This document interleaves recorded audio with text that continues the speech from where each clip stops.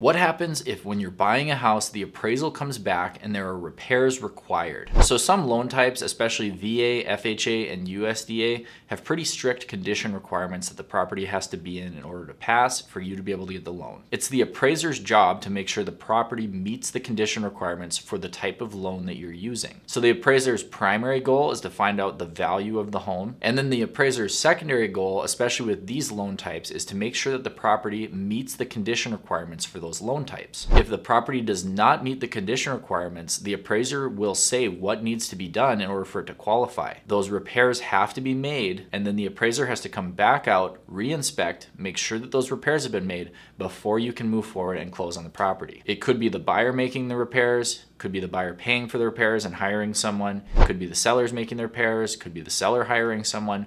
Whatever happens, those repairs have to be made before you can close on the house. The only exception is if weather doesn't permit the repairs being made. For example, it's too cold to paint. In that case, you can get bids from professional painting companies, escrow that money aside, close on the house, get the painting done in the springtime with the money that's in the escrow account being held for this purpose, and then show the lender that you've made those repairs.